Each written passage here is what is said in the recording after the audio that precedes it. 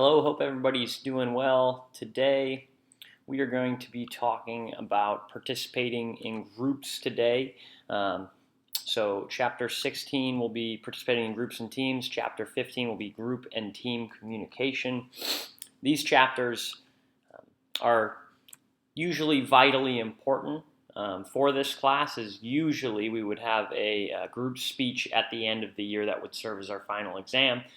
Because of COVID and all the difficulties that has presented, we will not do a group speech, but you will be tested over these two chapters on exam 2, okay? Also, you must take exam 1 before Monday, okay? I will have a study guide, right? All the concepts you need to know posted, or it should be posted already.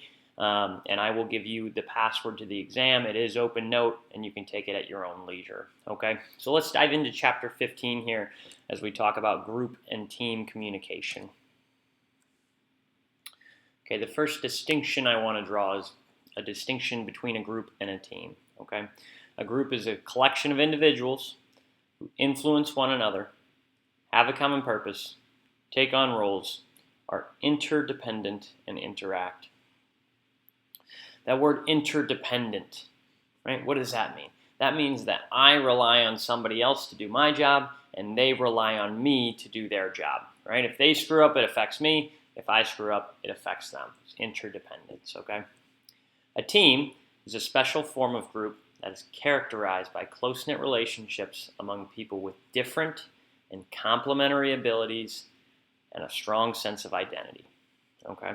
So, it's important to note that all teams are groups, but not all groups are teams, okay? So a team is a specific type of group, okay?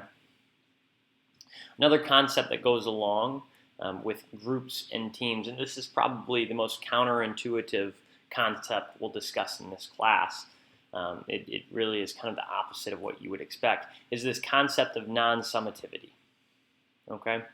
So, let's break it down this way. Summativity, right? Literally the sum of something, right? So think about math. The sum of something is you add 2 things up or 3 things up, whatever, and you get the sum, right? That's the answer, the sum, right? So summativity would mean that you would do just that. You would add up, right? Whatever numbers, you get the sum, right? The answer at the end. Non-summativity is the opposite of that, okay? It's a little bit interesting, okay? So, what does non-summativity mean? What non-summativity means is that when people work in a group, their output, their sum, quote unquote sum, their output is worth more than just the sum of the parts, right? So if I am in a group with 3 other people, right, and we all work independently, and then at the end of the whatever project, we come together and we're like, okay, put all our work together. We would accomplish far less that way than if we were to meet continuously, right? Discuss our progress, collaborate in certain areas, right? So summativity would be if we all worked individually. Non-summativity happens when we collaborate, check in with each other, and work together. You actually accomplish more than just the sum of your parts. Okay. These are Tuckman's stages of group formation and development. Okay, you will need to know these. You'll have an assignment question over these. Ideally, you'll remember these fairly easily as they all rhyme. So it's forming, storming, norming, performing, and adjourning. Okay, so what is each one of these stages? Okay. The forming stage of a group happens literally when the group is introduced to each other. They're focused on getting to know each other and getting along. Okay, that's the forming stage. The storming stage, the second stage, is when differences in the groups might arise. Right? There might be a power struggle at this point, right? And we're trying to figure out, right, what role is each person going to play, right? But if there's going to be arguments within a group, it's likely, not always, but likely going to be in the storming phase. The norming phase. This is the phase where rules and norms, right, those two things are closely related, and we're going to talk a little bit about norms. This is when rules and norms have been discussed. Everybody knows their role, and they know how the group is going to function moving forward. Okay, that is the norming phase. The performing stage is simply when the group is performing the act that they came together to do. So if I were to put you guys together into groups and you were going to give a group speech at the end of the class, right, as your final exam, right, that would be the performing stage while you're actually giving that speech. Okay. And then the adjourning stage, right, this is when the group has accomplished what it came together to accomplish.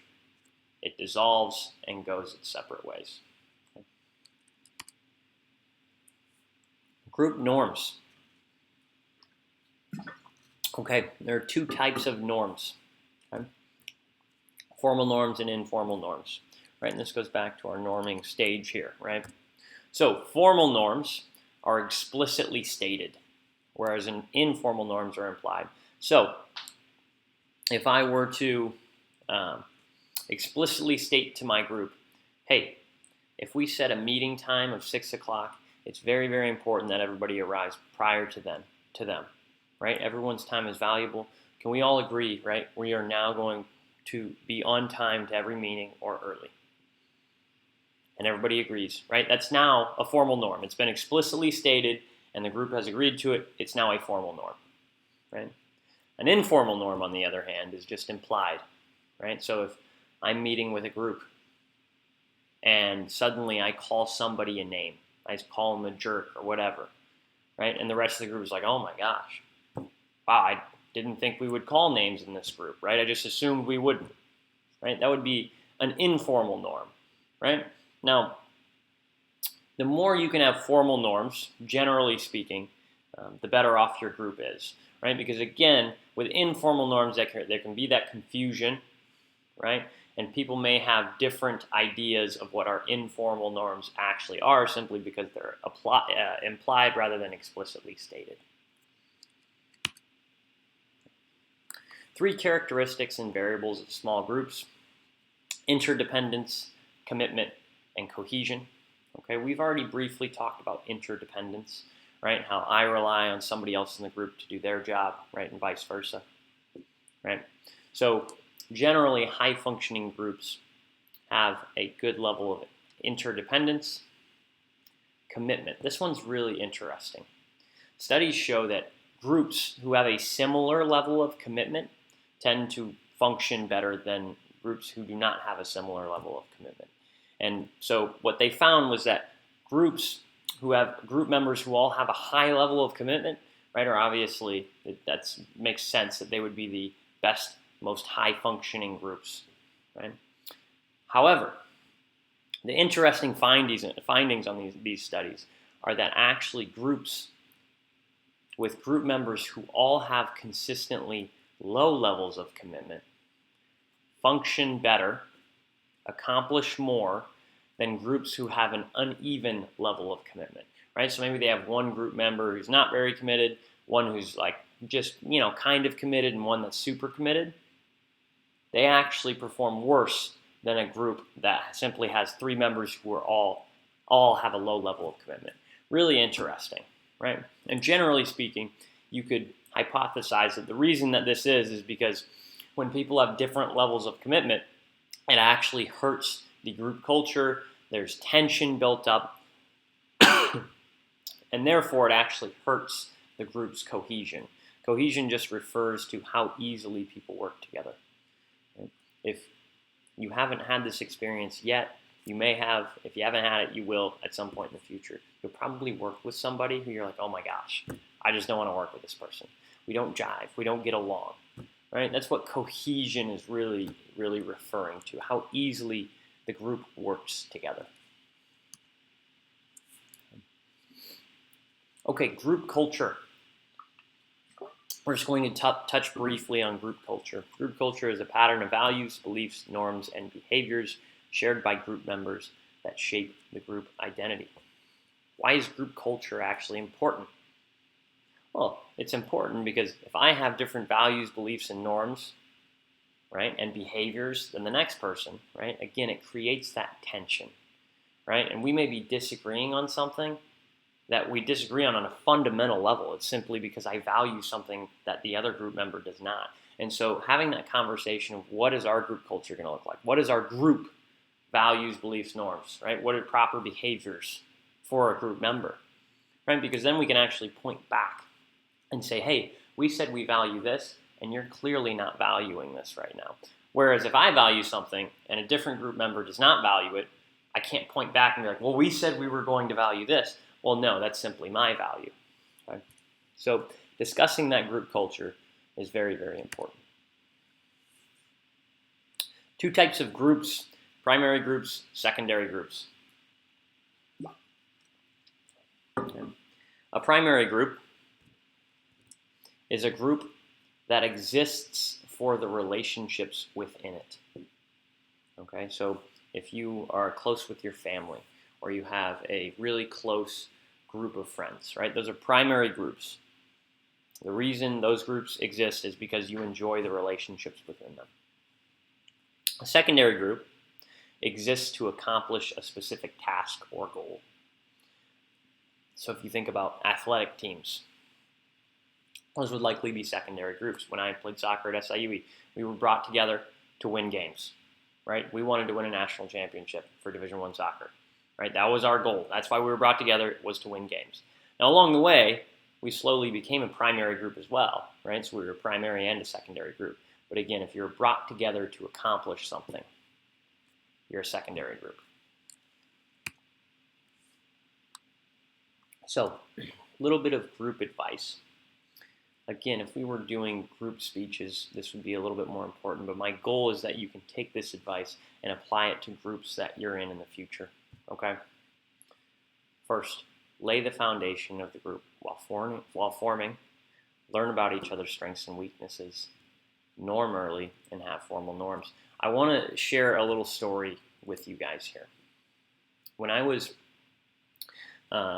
doing my senior assignment as an undergraduate at SIUE, okay, we were put into these groups and we had to go into a juvenile detention center, basically child prison, and put on workshops for these individuals in these facilities, right? I basically taught them how to be a high-functioning member of society. Simply put, here's how you stay the hell out of this facility once you get out. Here's how you don't end up in real prison. Okay? So, meet my group members. Okay? One of them was a good friend of mine. His name was Nick Volkening. Nick Volkening is probably the best leader I've ever witnessed. Okay? Generally, I'm the leader of almost every group I've ever been in. But I know Nick's in the group. I know Nick's probably a better leader than I am. Right? It's rare that that happens, but he's a better leader than me. So first thing I do is I recognize that. And I immediately assume, well, Nick's probably going to be the leader of this group. And I'm going to take on a secondary role, right? Because that is what the group actually needs. So that's very important. Firstly, take on a role that the group actually needs, right? Don't take on a role simply to stroke your own ego, right? Take on a role to benefit the group, okay? The first thing Nick has to do, sits us down. He says, I want you guys to tell me about your strengths and weaknesses. I want you to tell me about what you enjoy doing and what you don't enjoy doing. And what gives you energy and what drains you. And what we learned, we had a girl in our group named Rosetta. And what we learned, Rosetta didn't really want to speak in front of the children in the facility. I don't know if she was intimidated by them or what, but she didn't really feel comfortable doing that, but she loved doing paperwork. That was bizarre to me. I heard that, I was like, wait, who enjoys doing paperwork, right? That's nuts. So what did we have Rosetta do? Well, we had her put together surveys that we actually handed out to the children, right, in the facility that would give us feedback on what they learned, right, so we could actually gauge what they learned. Was it useful? Did they enjoy it, right, and how can we get better for our next workshop? Then she would collect the data, present it to the group. She loved this. I loved presenting to the group. Nick loved presenting to the group. Our other group member, Cole, he enjoyed presenting to the group. Now, had we not sat down and actually talked about what are our strengths and weaknesses, what gives us energy, what drains us, we never would have learned this, and we would have been entirely misusing Rosetta. Our group would not have been as successful as it actually was. Right? Now, something else that I think is really important. A lot of times you have a picture of yourself, a mental picture of yourself, your own self-image. Right? And you think, these are my strengths and these are my weaknesses. Sometimes outsider perspective is something that can be really, really important. I took a consulting class where my professor literally turned the class into consultants. Got us a client, said, go, you're a consultant now, figure it out. And I was like, I don't know what I'm doing. I've never consulted in my life. And what he told me was outsider perspective is a real thing. Right? People become blind to themselves and to the environment that they're in. And so having somebody with a different perspective come in is very, very valuable.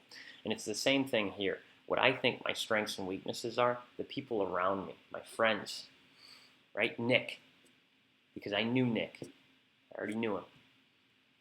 His ideas of what my strengths and weaknesses were slightly different than what mine were, and I actually learned a lot about myself during that time, right? So not only should you tell your group what you think your strengths and weaknesses are, but if you get to know the group, tell other group members what you think their strengths and weaknesses are. Learn about your own and become a better group member. Okay? Norm early. That was another thing Nick did. He sat us down. How is our group going to operate? Right? And he pulled us all in and had us all give advice, right, and our opinions on how the group should operate and what our formal norms should be.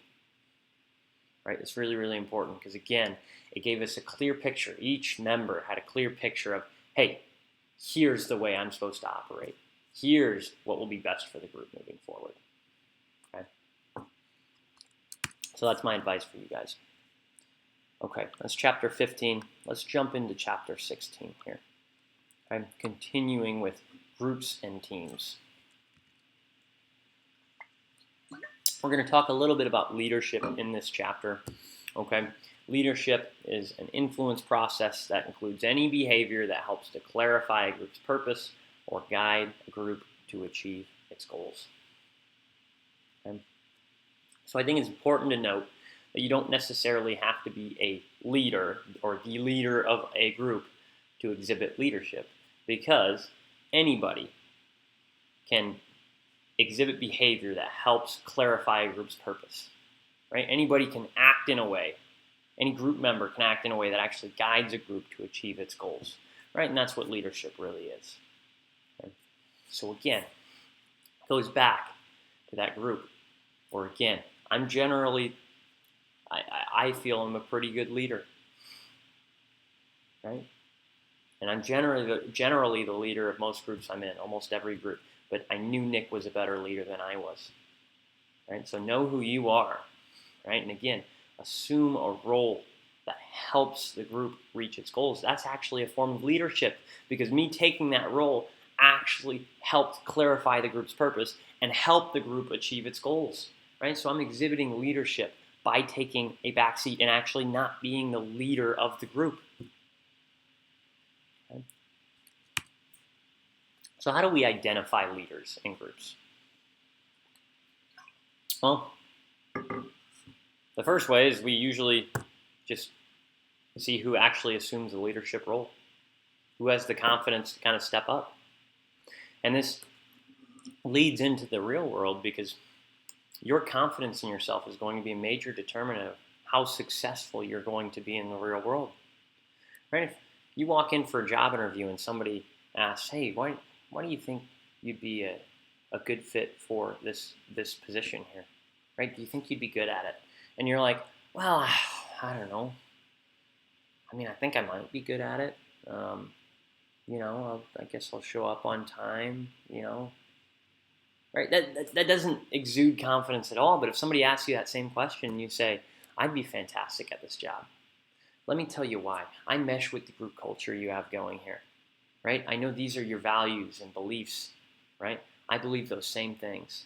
I'm somebody who will show up on time, works hard, but not only works hard for themselves, works hard so that the entire organization can benefit and move forward and achieve its goals. I'm the best man for this job, right? Not in an arrogant way, but in a confident way where you have a reason why you think that. Trust me, I'm going to be much more likely to hire you if you give that second answer with that confidence behind it than the first one. So who actually assumes that leadership role? Right? A lot of times that's how we decide who's the leader of the group. Is it the best way to decide who's the leader of the group? Probably not, right? But it's a way. Okay? The other way is who communicates a group direction. Right? And these things kind of go hand in hand, right? If I assume a leadership role, I should be communicating some sort of group direction. Okay? Number 3, who does the group look to in times of uncertainty? That's very telling. You can't be a leader if nobody's following. Okay? And so in times of uncertainty, the group will naturally look to who they believe is the leader. Right? Who they want to follow. And so that person is probably going to at least be a leader. Finally, who exhibits characteristics that are optimal in a group member? This is a really big question. And a lot of times, this is not the way we decide who the leader should be. But unfortunately, it should be, right? If I exhibit characteristics that are optimal in a group member, right? Meaning I'm probably unselfish, I'm probably hardworking, right? Those are the people you actually want to follow, the ones that set a good example, which we'll talk about here in a second. The final way is charisma. Charisma we're not going to touch too much on. It's an abstract concept where generally a person has a quality that makes you want to follow them, makes you want to listen to them, right? So that's charisma. But let's dive into the 2 different ways to lead, okay? So we have vocally and by example.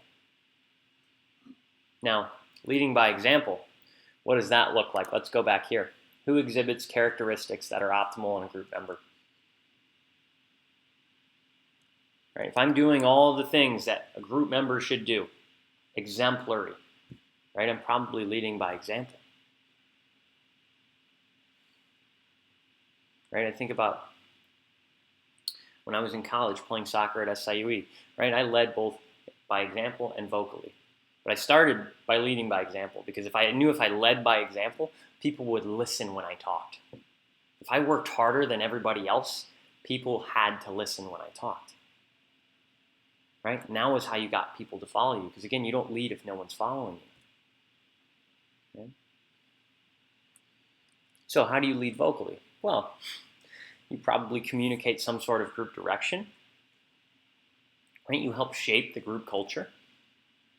Right? In times of uncertainty, you maybe step up, right, and say, here's how we're going to get out of this, or how do you guys feel is the best way to get out of this, right? And you make a decision as a group, right? That's what somebody who leads vocally does, right? And ideally, a good leader leads both of these ways, not just one, not just vocally, right? Because if I just tell you what we should be doing and I don't lead by example and I'm a bad group member, nobody's going to listen to me. And if I only lead by example, I never say anything, nobody's going to follow you that way either. Okay? So again, balancing both of these, right? Leading both vocally and by example is what really makes a good leader. Leadership styles, autocratic and democratic. The book contends there's a third leadership style called laissez-faire. And generally, this leader just sits back, doesn't make any decisions, just kind of lets the group run by itself. I would argue that's not leadership at all. Okay. Now, the 2 leadership styles we are going to cover, autocratic and democratic. An autocratic leader is generally going to be task-oriented, right? So it's going to be focused with, are we getting these things done that we're supposed to? They're generally going to keep complete control over the group and make decisions themselves. And the group is just expected to follow. An autocratic leader is not an ideal leader. But unfortunately, it's what a lot of people think leadership is. And it's not. It's not what leadership should be. Okay? A democratic leader, on the other hand, shares control, involves group members in decision making, and simply guides task assignment. This is much more of an ideal leader here, right? I share control. When it comes to making decisions, I pull everybody in and I say, hey, what do you think about this? What do you think is the best path forward? Right? And discussing those things leads to a more well thought out decision being made. And then I say, how are we going to get there? Right? And I guide task assignment. Hey, we need to accomplish this, this, and this to get to our goal. Right? That's a democratic leader. That's probably what you should strive to be as a leader. Okay? Types of group members. Task-oriented group member, right? Again, somebody who's very worried about, are we staying on topic? Are we doing the things that we're supposed to be doing to accomplish our goals? Right? This type of person would likely be an autocratic leader. Not all the time, but likely, right? The task-oriented member, right, probably has more of an autocratic leadership style. The group building and maintenance member, this person is going to be worried about, how is the group functioning? What are the relationships looking like within the group? These types of group members are more likely to be a democratic leader, right? Involve members in group decision making, share control. And then there's the self-centered member. The self-centered member asks the question, how can I get a good grade or get credit for something while doing the least amount of work possible? And we've probably been in groups with people like this, or maybe you are somebody like this. Don't be this person. Don't be this person. Right? Because if everybody gets the same outcome, people start to slack. Right? This is why it's important, right, that we go out and earn things for ourselves. Right?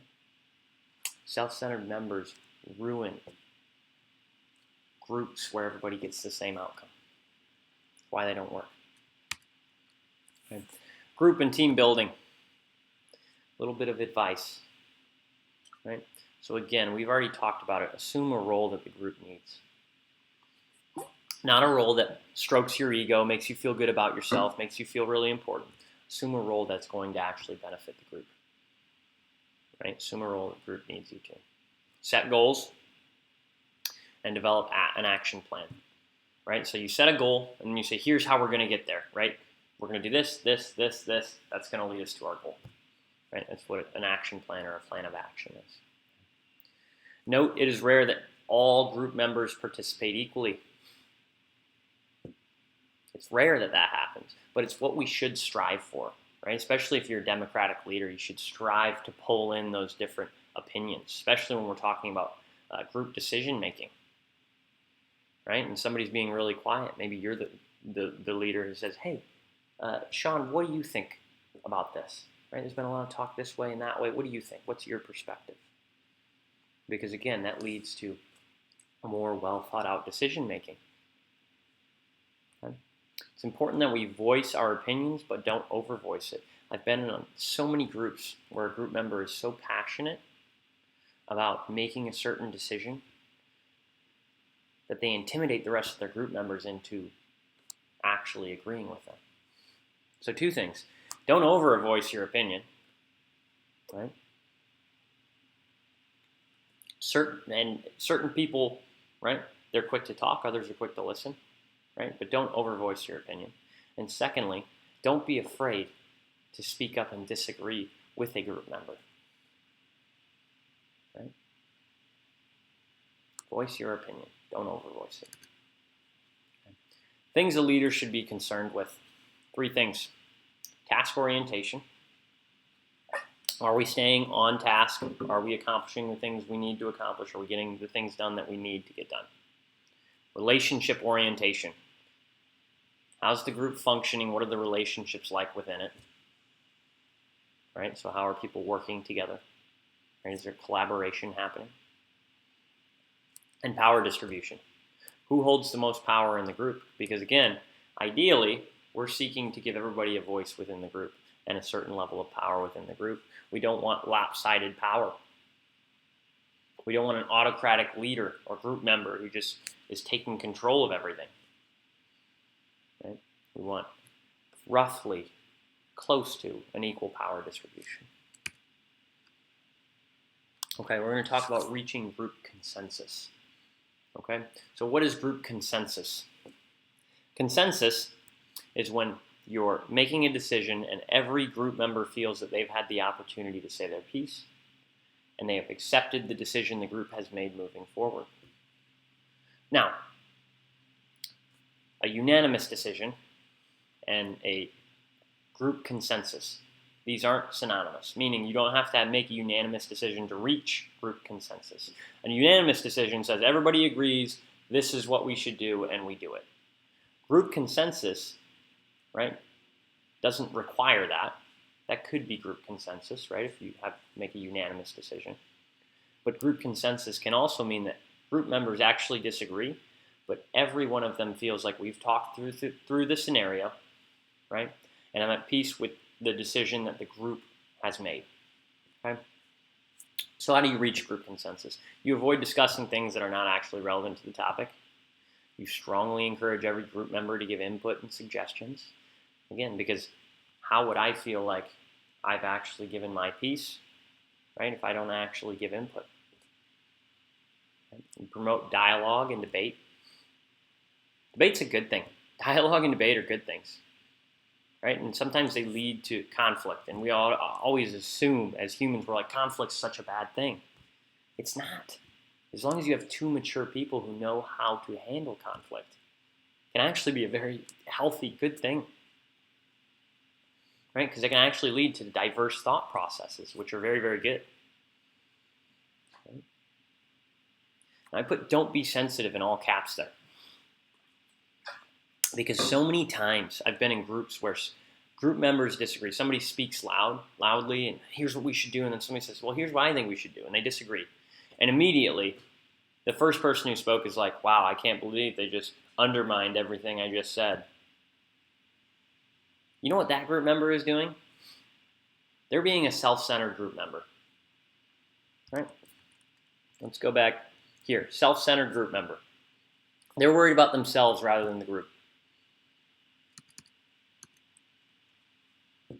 Don't be that person, right? Don't be sensitive, right? People have opinions, and it seems like our generation is just not okay with other people having different opinions than us. It's like the end of the world if somebody, oh my God, somebody disagrees with us. They had a different idea than we did. They're evil, right? And it's so childish and unbelievable, right? Diversity. When we hear the word diversity, immediately, what do we think? We think, well, this many white people, this many black people, this many, right? And we just check all the race boxes. That's not what diversity is, right? That's racial diversity, sure. But diversity is supposed to be about having different thought processes, right? And this goes back to when we've talked about creating political echo chambers, or echo chambers of any kind, but political echo chambers we see all over the place. Right? People who just surround themselves with people who agree with them. And then you're just echoing the same thing back and forth to each other. Right? Create an environment with diverse thought processes. It leads to more holistic decision making, more well thought out decisions. Right? So let's actually debate and have dialogue instead of just throwing a fit and being a 10-year-old who's like, well, he disagreed with me. It's absolutely childish. Okay? So how do we actually deal with conflict when it arises? Okay? Well, one, we express disagreement openly and honestly. This happens all the time. When conflict arises in groups, people try to avoid it. They try to avoid it. And then what happens? Right? They leave the group and they grab a different group member and they're like, man, can you believe John was such a dick today? right? And you're just bickering, right? You're not necessarily bickering, I guess. You're talking crap behind a different group member's back, which is incredibly unhealthy. Incredibly unhealthy. It'd be much more healthy to simply say, hey, I'm having trouble with this. You said this, and I didn't appreciate it. And this really goes back to it goes on to the next one, which is stick to the actual issues, right? Avoid insults and base disagreements on solid evidence. Hey, you said this. I felt attacked in that moment. It seemed rude. Right? Then you can get to the root of the issue. That gives the other group member a chance to say, well, I didn't mean it in that way. I didn't mean to attack you. That wasn't my intention. I didn't mean to be rude. Right? And then you can discuss and say, well, okay, here's how we're going to operate moving forward. Right? It's also important that you're receptive to criticism and disagreements. And so many people think they're right all the time. If you're somebody who's constantly dealing with conflict and you think that you've always been right in every single one of those instances, I'm here to tell you, you haven't been. You haven't been. I'm going to plug in my computer here.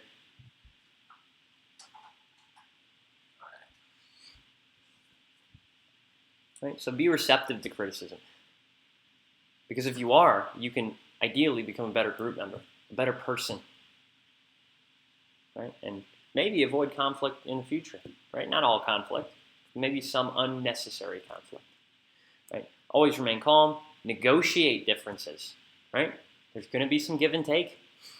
Again, politically, nobody wants to give and take right now. It's like, oh, nope, it's got to be this way. It's got to be this way. And there's no meeting in the middle. And that's absolutely ridiculous, unhealthy. Right? And then move on, move on, move on. And I put don't be sensitive in all caps. Move on. Right? The worst thing you can do is talk about all this and then be like, God, I can't believe John was such a dick today. Right? And dwell on it. Or say, hey, John, I can't believe you said that, right, 2 weeks ago. Right? It's important we actually move on. Stop being sensitive. Don't be the self-centered group member. Right? Because if you're constantly bringing it up and you refuse to move on, that's what you're doing. You're worried about your own ego rather than the group's success. Right? So move on, move on, move on. Put it behind you. Put it behind you. Okay. So problem solving. How do we solve problems? This is a little advice from our textbook. Okay. How do we solve a problem? Clearly define the problem. Analyze the problem. Suggest possible solutions, ideally all possible solutions. Then discuss which solution is best. Select that solution. Put the solution into operation and avoid dwelling on other solutions. When we're talking about group decision making, right, that last one is really, really important, right? Because if I feel like I've said my piece, right, I had a chance to speak up, and I did or didn't, either way, it's on you, right? And then the group goes another direction, and we run into a problem down the road, and immediately I'm like, well, if we just would have listened to me 2 weeks ago, I'll tell you what, wouldn't be in this situation. Again, you're being a self-centered group member if you're doing that. You can't dwell on other solutions. It's time to deal with where you're at right now. Now, maybe we learn. If there was a mistake made, we can learn for the next time. But first, we need to deal with where we're at right now. Right? And again, put the group over your own ego. Okay. That's all I have for you guys today. One more time, you do need to take the exam. I should have a list of concepts already posted. I will give you the password to the exam. That needs to be taken and completed before Monday. Okay, again, Monday.